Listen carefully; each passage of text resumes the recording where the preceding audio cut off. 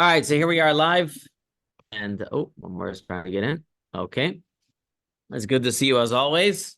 I think I said enough jokes on Purim that I think you guys are all good for the week, so we're good to move on. Um, so if you read my text that I sent out today, I discussed that today's class is going to be a little more Kabbalistic.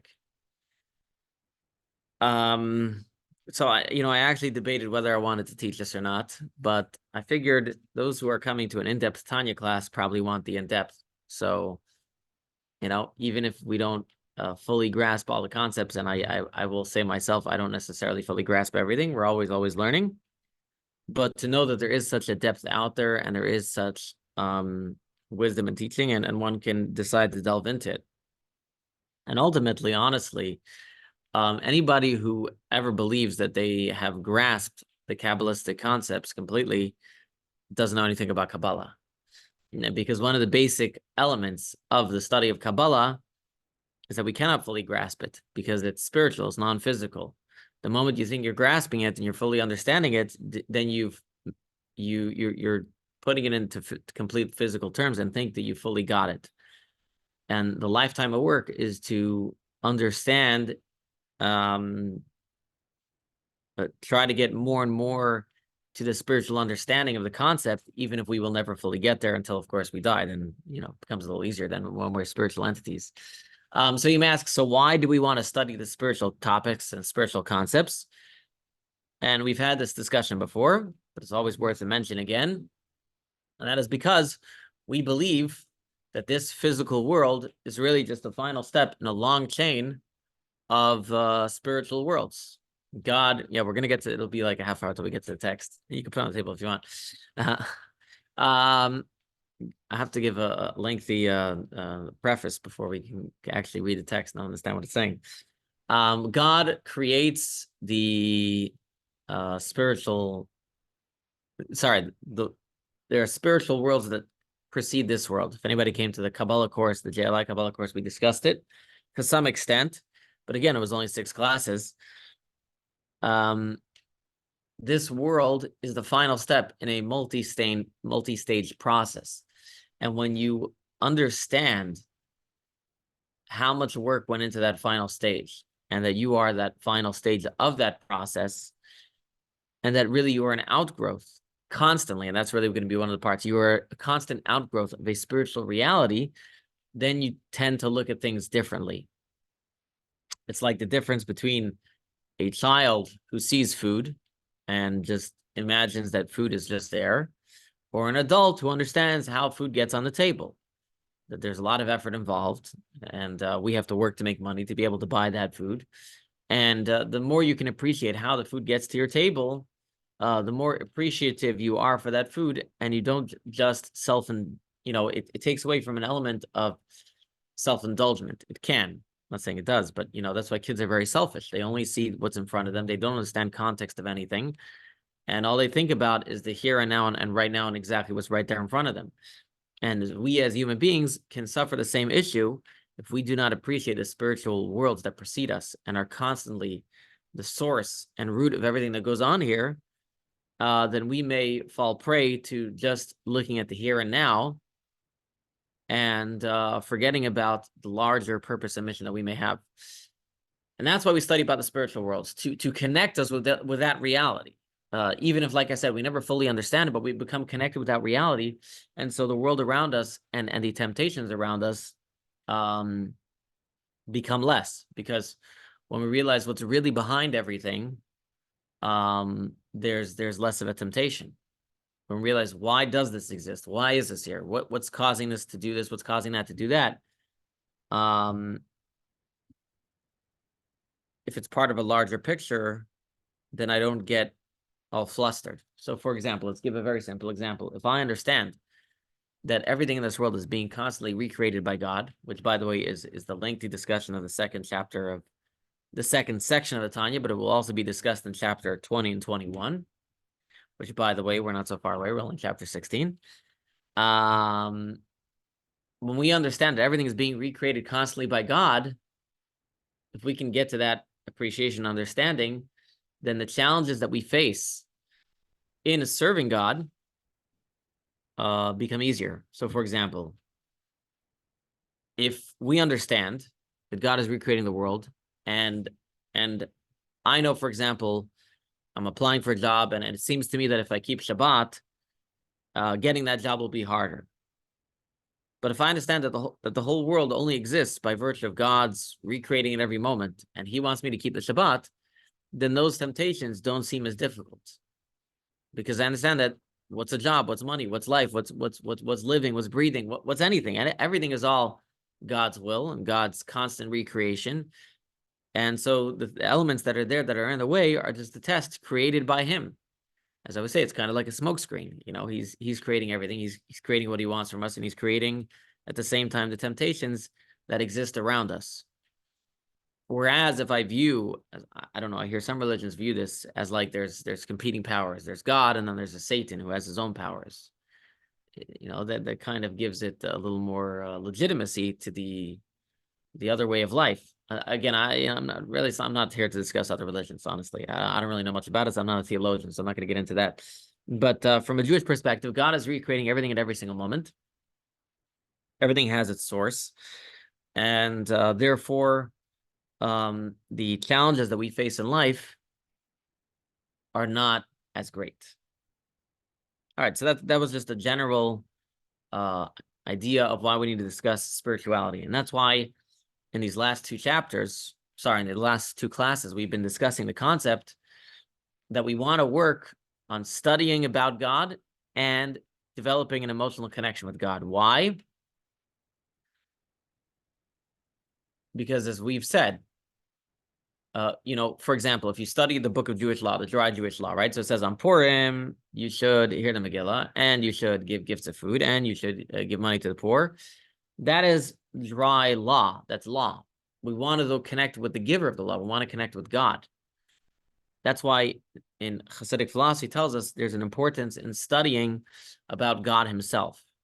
All of these studies about God and godliness and the way God creates the world help give us a greater connection to what we're actually doing. So, and I would say we can split that into two different parts based on what I just said a moment ago. One is general relationship with God. So again, what I'm trying to say is the study of Kabbalah can enhance your Jewish life in two ways, and really life in general, because what is life without being Jewish?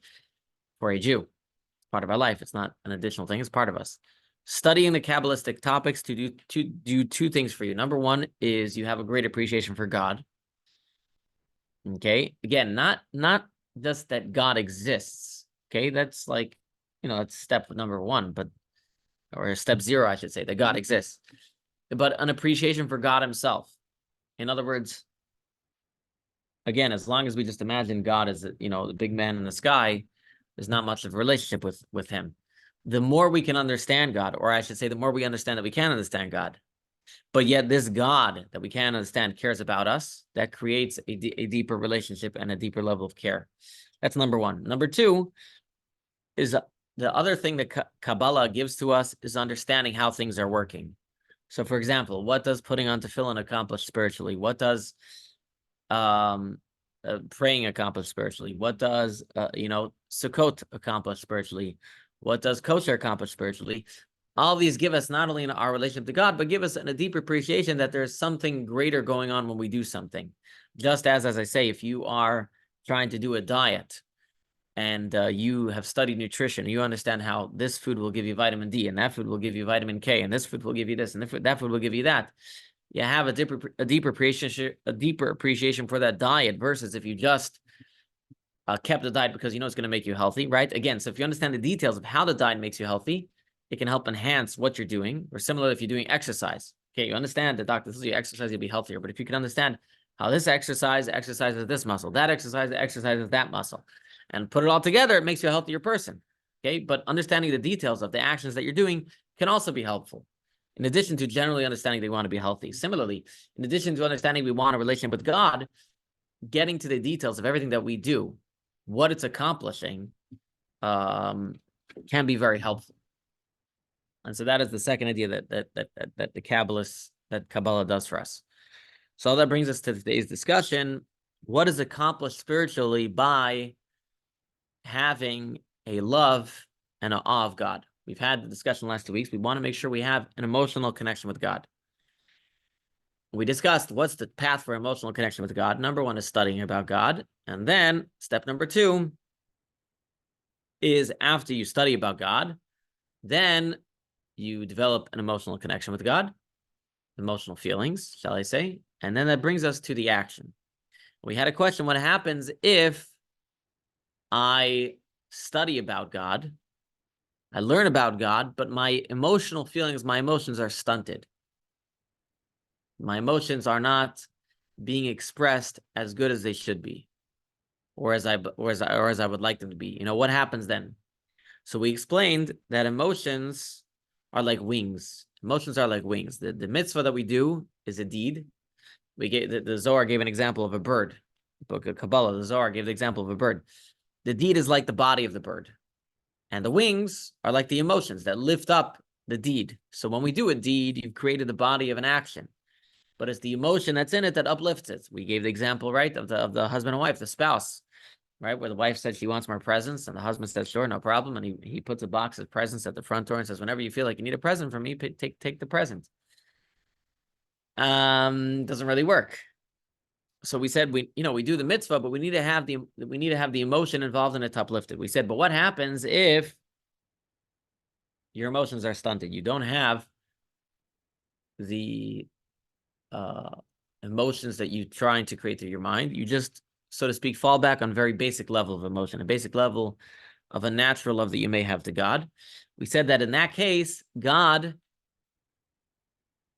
looks at you and says, I know you did your best. You tried to create this emotional connection. Your emotional connection was stunted, and I will consider it as if you had that emotional connection. Now, you may be asking, what difference does it make? What does it accomplish?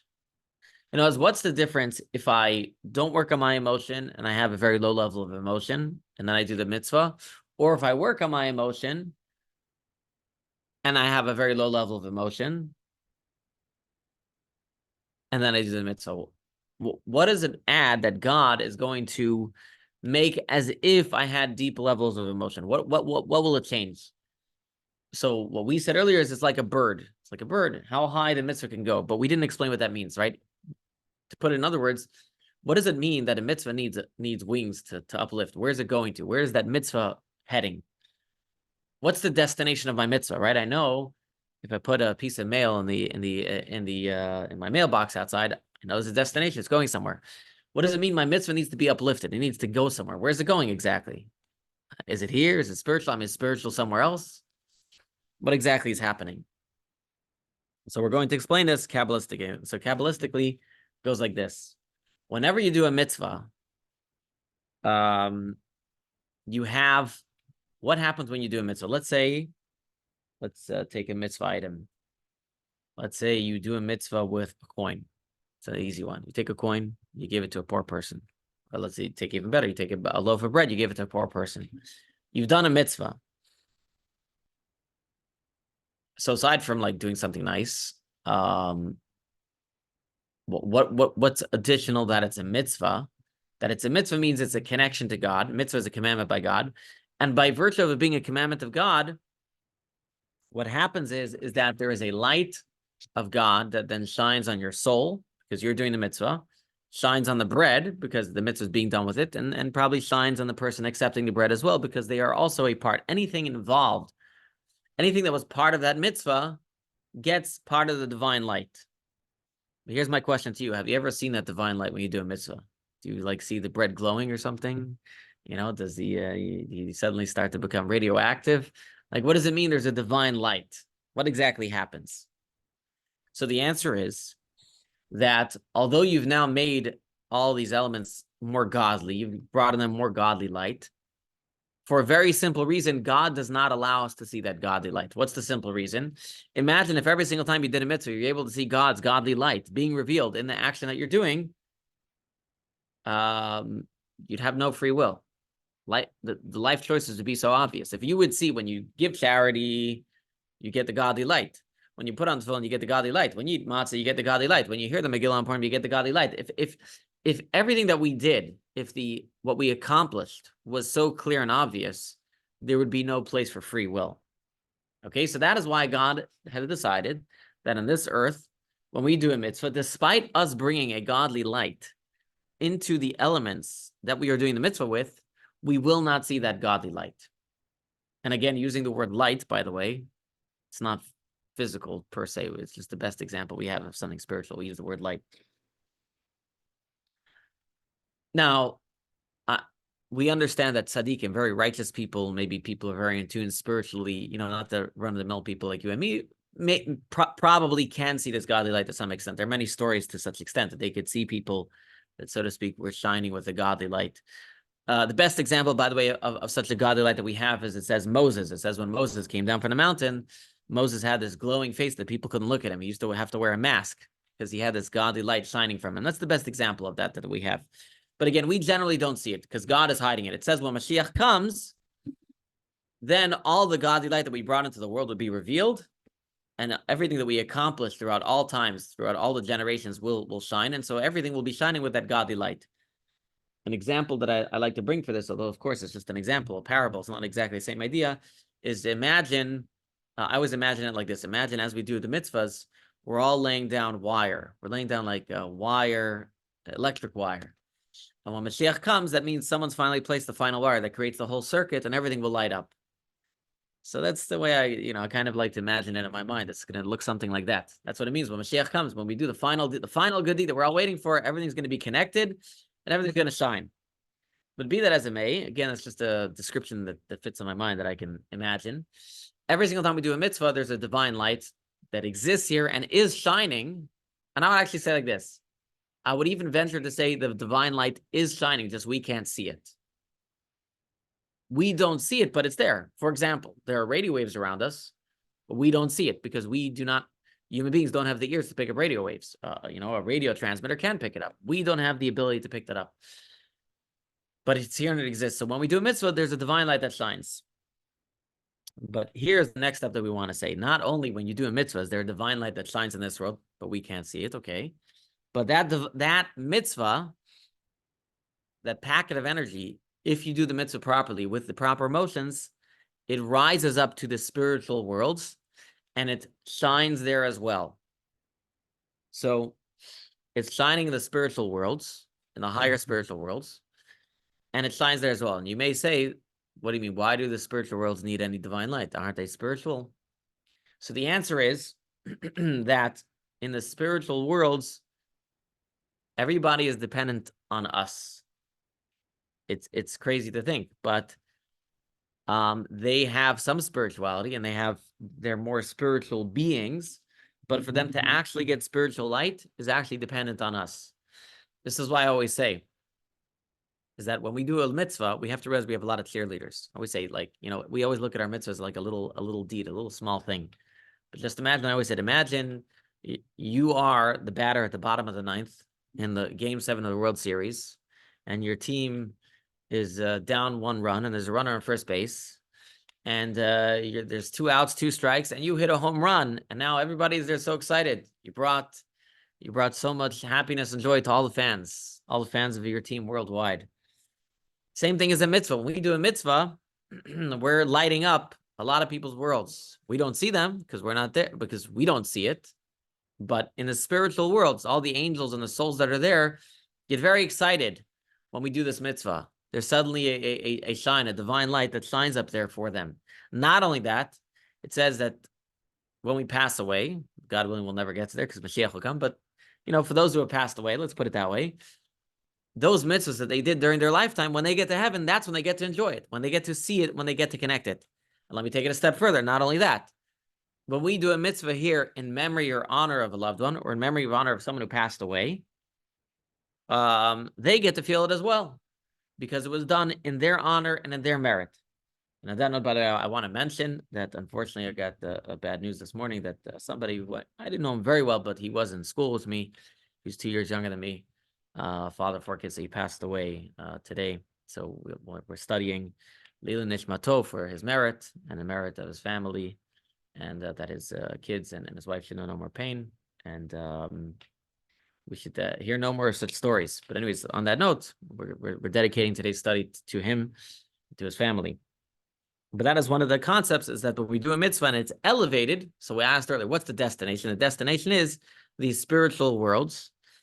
And in these spiritual worlds, the divine light shines, and different elements of those spiritual worlds can access it. Just imagine, right? A spiritual world is a large place. Just as this earth is a large place, the spiritual worlds are a large place. So when you do a mitzvah, it has a destination. I don't recall the last time I was up there, but what I understand from my studies is that not necessarily everybody in those spiritual worlds benefits. It depends on the type of mitzvah you're doing. Maybe if it's a more public mitzvah, maybe, but there are spiritual beings in these worlds. There are souls in some of these worlds, and different people can benefit from your mitzvah. So that is why, on one hand, when you do a mitzvah, its spiritual destination is very important, because not only, again, like I said, will you benefit, after we pass away, but those that we love can benefit from it, and the angels and other types of souls that are there can benefit from it as well.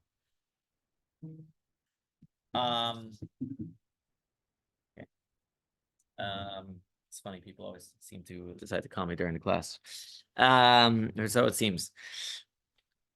So now that I've explained to you a little bit about what happens with a mitzvah and the spiritual energy and the packets of energy and who gets to enjoy it, you have to know that there are, in general, we say there are 4 spiritual worlds. There are more, but there are in general 4 different spiritual worlds. They are known as Atzilut, the world of emanation; Bria, the world of creation; Yetzirah, the world of formation; and Asiyah, the final world, which is very much connected with our world, the world of actual doing. So the world of Atzilut is like a very spiritual world. It's like a little bit beyond most of us. It says like souls of tzaddikim, souls of very righteous people, are like very much connected to those worlds. We discussed, by the way, the 4 worlds when we discussed chapter 2. We discussed the different types of souls. And so we discussed how different souls kind of exit the 4 worlds at a different stage before they come into our bodies. And that's why you find people are more spiritual, people who have less natural spirituality. Depends on where, from what world their soul exited to come to this world, that might, cause their level of spirituality. So be that as it may, the world of Bria is the first world of creation, as we discussed in some courses, the first world of otherness. Otherness is a key ingredient for creation. In order for God to create the world, he has to create beings who have a feeling of otherness. So that is the first world. Bria is the world of otherness. That's the world where first there's a level of otherness, a feeling of separateness, but still it's a very spiritual world. It's not very defined. It's a world where, at the very least, they sense themselves as a being. Then there's the world of Yetzirah, the world of formation, where these otherness get a little bit more character. So their sense of otherness is obviously heightened. Then finally we have this world, the world of Asiyah, the world of action, the world of doing, where things are finally totally formed. But the world of Bria, the world of otherness, is also known as the world of Bina, the world of understanding, the world of knowledge. And the world of Yetzirah is the world of emotion. Let's put it that way, to put it at a simple level. So it says like this: if your love of God was caused by your deep intellectual study that brought you to a deep emotional connection, then your mitzvah can elevate all the way up to a world of intellect, because your emotions were born out of your intellect, because your emotions are born out of your thought process. Therefore, your mitzvah can raise to the world of Bria, creation, which is the world of otherness, the world which is based on intellect. However, if you were not able to create, or shall I say, let's back up, if you did not work on creating emotions through intellect, you just relied on your natural latent emotions, right? Just as a parent has natural latent emotions to their children, but then they can also build upon that by using their mind. So if, say, in your connection with God, you did not work on building it up in your mind, but you just went straight for the kill, you went straight for the natural love that you have towards God, which, by the way, the natural love is a discussion of chapter 18. We'll discuss that in length, because you might say, what do you mean we have a natural love to God? But let's accept it for a moment. If you're going to rely on your natural connection to God, so then your mitzvah only goes up to the world of Yetzirah, the world of, which is more naturally connected with emotions.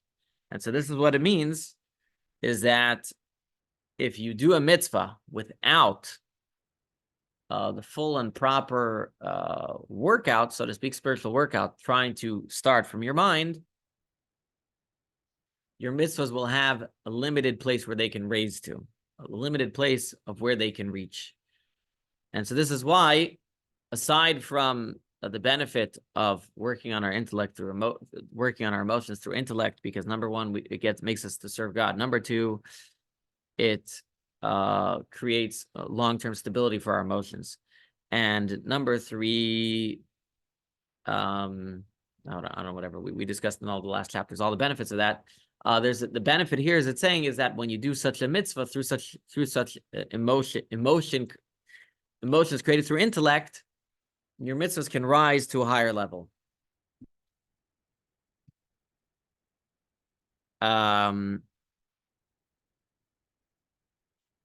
But we said in last chapter, however, if you did your best, if you tried to create an emotional connection to God through your mind and it didn't work out, God will consider it as if you actually did it, as if you actually created the emotions based on intellect. And so what that means practically, now that we understand the spiritual idea, that means that God will raise your mitzvahs all the way up to the world of Bria, the world of intellect. God is going to take your mitzvahs and he will raise it up to a higher place than it normally would have reached. Okay? Now that I've spoken about the worlds, I'm going to share the video that we showed in JLI course. Just a 3-minute video, just to explain the 3 worlds a little bit better. But I'll share it just so that we have a little bit of a recap on these 3 worlds, so you have a little bit of appreciation of these 3 worlds and why it's important. You want to go up from one level to the next. So it's 2-3 minutes. I don't know. I'm going to play. I'll probably stop towards the end. So we're 2 minutes in. He's going to talk about. Again, I said there's 4 worlds. He's going to talk about from world number, not world 1, but world 2, 3, and 4. Bria, Yetzirah, and Asiya. Their names are Bria, Yetzirah, and Asiya. These worlds are inhabited by angels and souls before they descend to earth, and those who have passed away and flourish in the afterlife. In Hebrew, the word Beria means to create something from nothing at all. So in the spiritual world of Beria, for the first time in the entire system, things exist that are aware of their own existence. They feel independent, outside of God. That's amazing, because nothing is independent of God. But in Beria, God hides his presence to enable entities to emerge with a sense of self. Nevertheless, the angels and souls that inhabit Beria feel tremendously close to God and are completely focused on God. Everything here is fragile, extremely close to losing its identity and being blissfully overwhelmed by proximity to God. So, God took it one step further and created the spiritual world of Yetzirah, which means to give shape to something.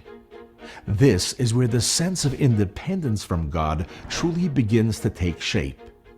Here, God hides his presence to a far greater degree, which allows the spiritual inhabitants of Yetzirah to develop greater self-awareness. That said, God is still sensed in the spiritual place. And so, God made Asiya, which in Hebrew implies a complete and final product. From its perspective, the sense of independence from God is complete. Asiya has 2 linked layers. Its top layer consists of spiritual beings, and in its lower layer is our physical universe, the tangible, material world we know so well, where we struggle to relate to the divine force that continuously creates us. The good news, even as we reside in the physical Asiya, our souls keep a connection with those higher worlds from which they emanate. The spiritual Asiya helps us peer beyond the physical. Yetzirah empowers us to suspend our self-focus long enough to sense God's presence. And Beriah helps us feel blissfully overwhelmed by God's presence, at least momentarily, such as in a moment of meditative prayer.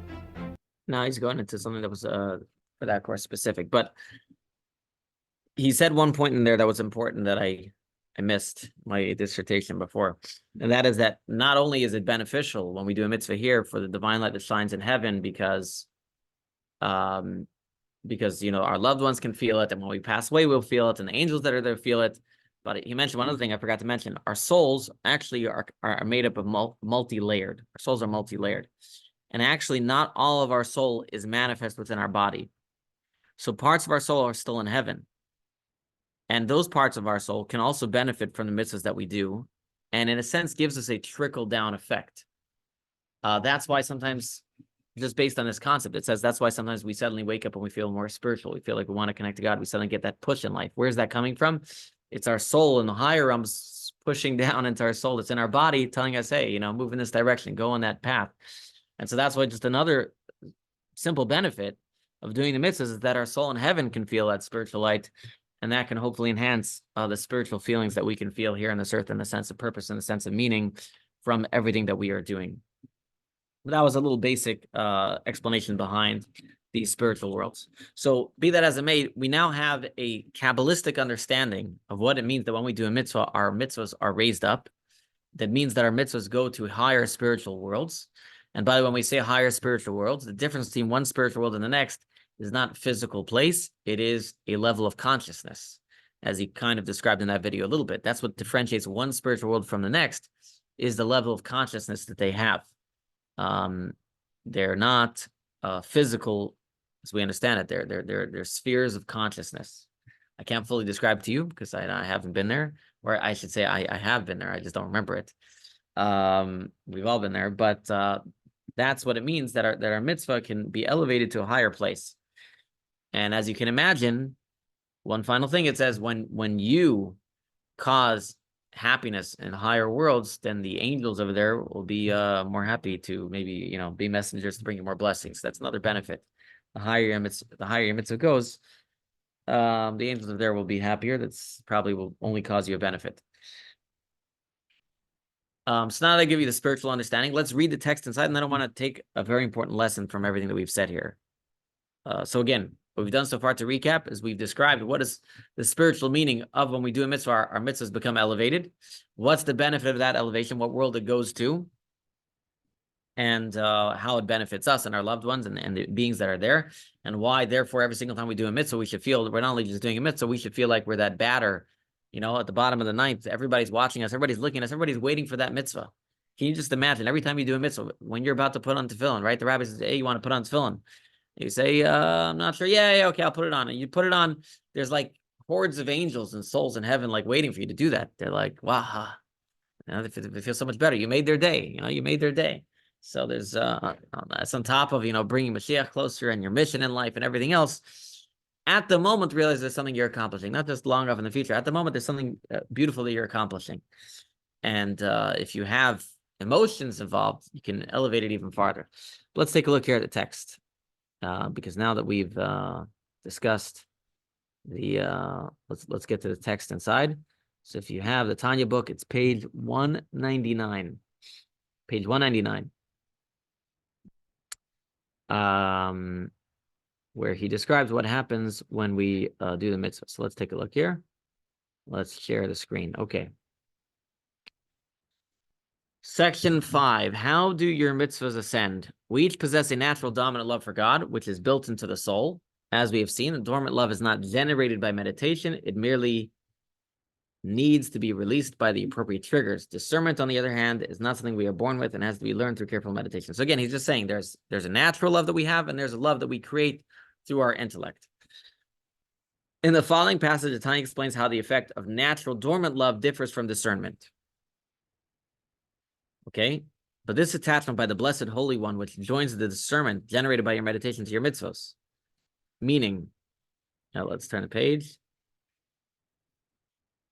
In order to elevate the mitzvah act and the Torah study, which are brought about by your good thought, your discernment mentioned above, has the effect of propelling your Torah mitzvahs to the world of Bria, creation, the world of intelligence. So again, what he's saying here is that God is so nice. God is so nice that he will take your mitzvah that was done, that you tried your best, but you only ended up with a very stunted level of emotion, and he's going to lift it up to the world of Bria, to the world of creation, the world of intelligence. So he's going to give a little bit of a background of what we discussed just now about the four worlds. We function in the lowest of the four worlds, the world of Asiya, action. At the top of the hierarchy is the world of Atzilut, emanation, a world of pure divinity, containing God's direct emanations and attributes. Between Asiya and Atzilut are two intermediate spiritual worlds. Directly above us is the world of Yetzirah, formation, which is the world of emotion. And above it is the world of Bria, creation, the world of intelligence. Any emotions that are generated through meditation are ultimately rooted in the mind. Therefore, the mitzvahs that they inspire are propelled to the higher world of intelligence, Bria. Right? So again, emotions that are propelled by intelligence raise not only the world of emotions, but they raise the world of intelligence. Remember, intelligence comes before emotions. I know many people, sometimes, when it comes to chocolate cake, we tend to think that the emotions come first, and we use our mind. But really, emotions are actually originally rooted in the mind, that we've discussed many times. Let's continue. As we have seen, a sense of discernment lacks the potency to effectively propel a mitzvah.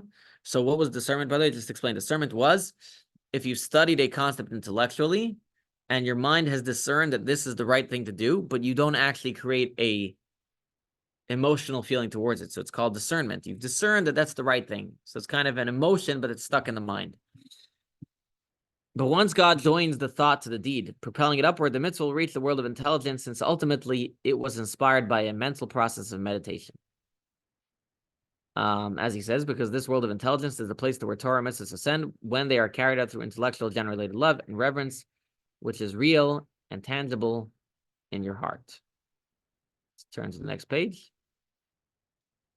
Actually, no. So again, this is explaining everything that I said till now. That he's saying that when you do a mitzvah, even if it's the stunted emotion, but since it started in your mind, God will be kind enough and will allow it to elevate to the world of intellect. Now here, the Alter Rebbe is going to say something very interesting. And he says like this. He says, even when you do a mitzvah where you could not create actual emotions through your thought process, there still has to be some level of emotion. In other words, what he's saying is it's impossible really to do an action without any emotion at all. There has to be some level of emotion. And because there had to be some level of emotion, therefore your mitzvah, without God giving it an extra boost, would have at least gone to the world of emotion. Because whenever you do a mitzvah, there has to be some level of emotion. It's impossible to do an action without any emotion at all. But since you tried your best in your mind to create an intellectually based emotion, therefore God raises it up to the higher world, to the world of intellect. But even without that, any mitzvah you do, at the very least, will raise up to the world of emotion, because it's impossible to do an action without any emotion at all. At the very least, some natural born innate emotions. So let's read what he says. This is what he says over here.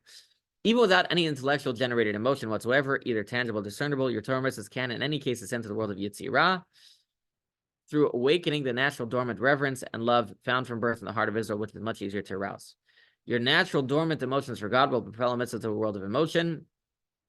What is added by feelings you generate by meditation, either discernment or tangible, is that your mitzvahs will be propelled to a higher world of intelligence, as we explain later on at length. So again, your mitzvah, at the very least, has to be fueled by an emotion. Now, I want to say something very interesting here. The Alter Rebbe is saying here is like this. He's saying, when you tried your hard to create an intellectually based emotion, but then you were stuck with just a natural love, so your mitzvah would have gone to the world of natural emotions, which is the world of Yetzirah. But since you tried your best, God will raise it up to the intellectual level. But I want to say there's also a possibility that you can do a mitzvah totally out of, not even out of a natural love of God. It could be out of a love for yourself. Meaning, there's a possibility, it talks about in Jewish books, you're doing a mitzvah for the wrong reasons. You're doing it not, in other words, there's such a thing as doing a mitzvah not for the right reasons, but then there's doing a mitzvah for the wrong reasons.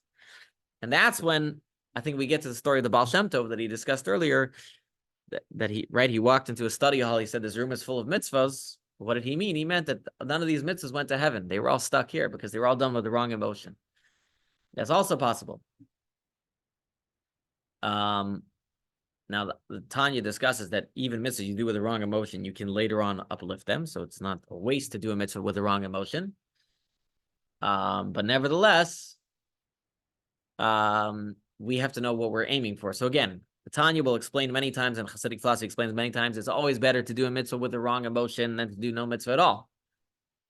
There's still hope for that action, hope for that deed. And aside from that, you actually did something good. But nevertheless, our goal is that we should be doing it for God at a very low base level, do it because of our natural love and fear of God.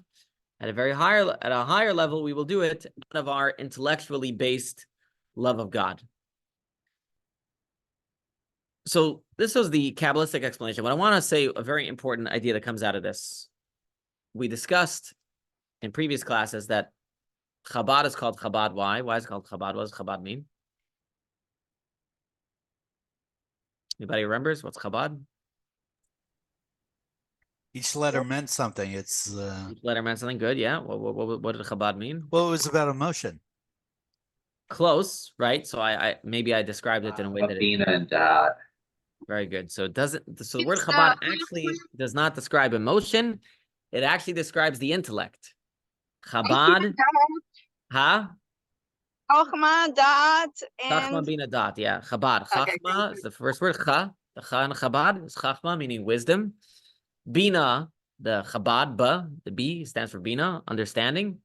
The Chabad, the D stands for Dat, which means knowledge. Chabad, Hasidic philosophy, is based on what we've been saying here, is that we need to understand, we need to study about God intellectually to create intellectually based emotions. But here is the important line that we pick up from today's chapter, is that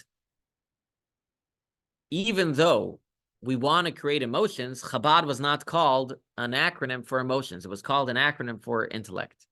Why? Because as we described here and in the previous chapters, what's important is that you try your best. The Chabad, you spend your time trying to create those emotions. But if those emotions don't come, then they don't come. Then you go back to the base emotions.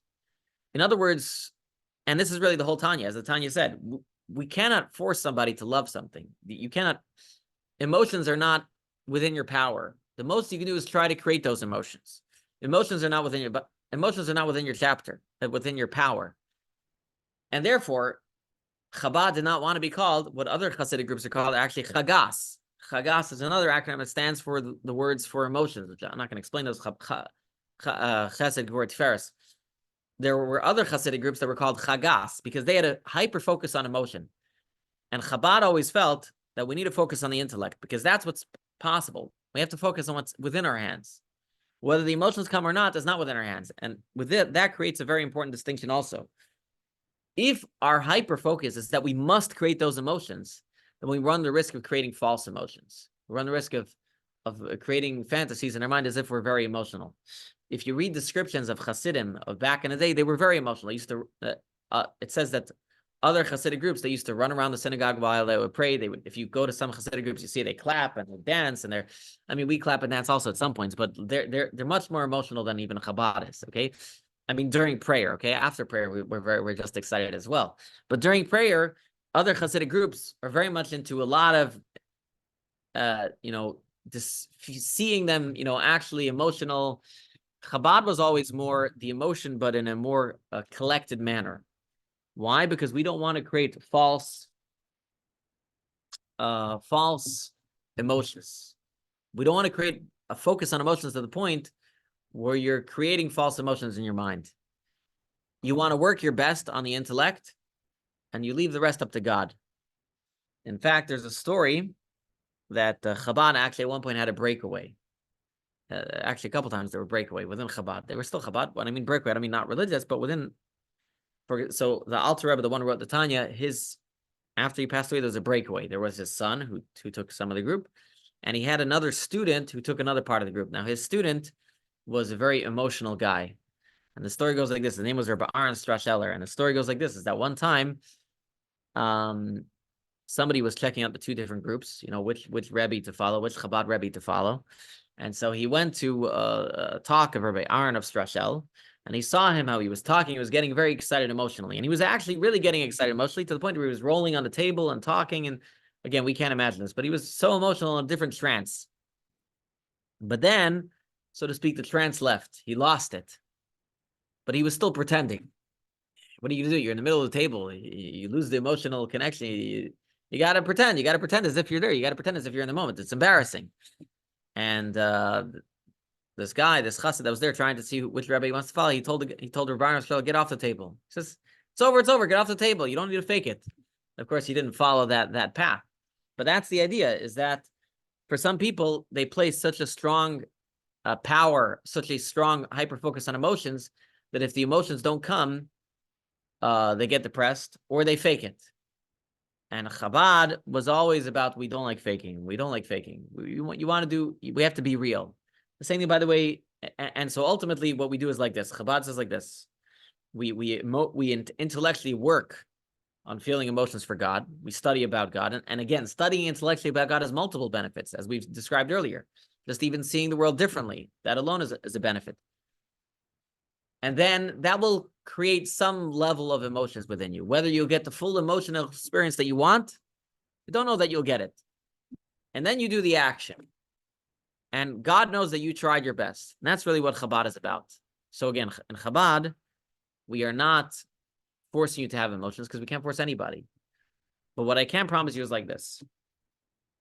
Rabbi Adler's promise here today, okay, is that even though I cannot promise you emotions, I can promise you that if you intellectually study about God, your emotional connection with God will be better.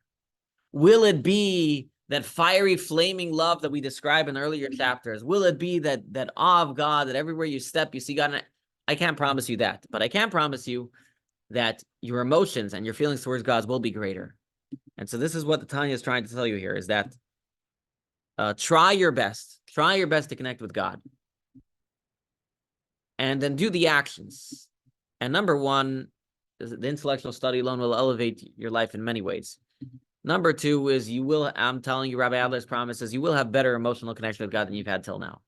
And finally, number three is, as we learned, that the Kabbalistic meaning is that even if you cannot create those deep levels of emotion of God, God will raise those mitzvahs to the higher planes and higher spheres that you will benefit from, your loved ones will benefit from, the angels will benefit from, and so your effort is never in vain. That's the most important thing. Nobody ever wants to feel like they're working and they didn't accomplish anything. So even if you work so hard to create those emotional connections and they didn't come, know that your work is not in vain, and God will elevate all the actions and all the mitzvahs and all these that you did. He will elevate it to a higher level. And so all this gives more impetus into what Chabad is all about. Chabad is all about studying more about God, studying more about what your mitzvahs accomplish. Again, I want to say, because I throw out the word Kabbalah or Kabbalistic understanding. I don't ever study straight Kabbalah. The Kabbalistic ideas that I present to you here in Hasidic philosophy brings these ideas in better ways that we can understand. And just for example, I spoke last week about this, right? The best place, in my opinion, to start, if you want to study Kabbalistic ideas according to Chabad, would be studying the holidays. Holidays are something we can connect to. We just passed the holiday Purim, understanding a lot of the Chabad Hasidic philosophy, understanding behind Purim can elevate your Purim. Now it's coming Pesach. Pesach is coming up. Understanding a little bit more about what Passover accomplishes spiritually will enhance your Passover. And so these are practical ways that we can take what we've been discussing here about studying Chabad Hasidic philosophy, studying about the more spiritual worlds. And as I said earlier, the Kabbalistic understanding benefits us in two ways. Number one, we understand more about God, so we automatically have a greater connection to God. And number two, we understand a little bit more about the actions that we're doing. We connect more with those actions. So as Pesach is coming, I hope all of you will study more about the mystical meaning of Pesach. And on that note, I should probably do a class about it. So my Wednesday night classes, probably not this week, because this week Wednesday night is Labsharnish, but at least for 2 weeks before Pesach, we'll study a little bit about Pesach, we'll study about the actions, and we'll also study a little bit about the mystical meanings of Pesach over the next couple of weeks. Not this week, but the week after, in my Wednesday night class. I'll restart for those last 2 weeks. So that's the end of today's class. hopefully you gain something from today's class, and you all understand that we should study a little bit more intellectually, get more intellectually involved in our study of God and the spiritual accomplishments that we are doing and everything that we're doing.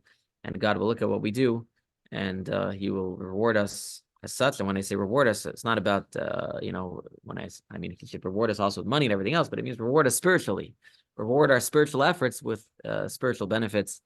Some of them we will be able to see, some of them we don't see, and some of them we'll only see when Mashiach comes. But he always looks at what we do and what we try to do, and we'll give it the boost that it needs. And that note, as I said earlier, what was that book that I suggested for people? What was it called? Rabbi Yankee Tauber on the holidays. It was called. If you want to buy some books on the holidays, Chabad. It's called Inside Time, 3-volume set, giving the Hasidic explanation to the Jewish calendar. It's called Inside Time by Rabbi Yankee Tauber. So you can look that up. It's on multiple websites. This is just one, but a 3-volume set, time and its cycles, and where you can connect better with the holidays. I wouldn't necessarily buy it from this website, but yeah, Inside Time by Rabbi Yankee Tauber is a great book to start with, in my opinion. And that's where we're going to end today's class. I'm going to stop the recording.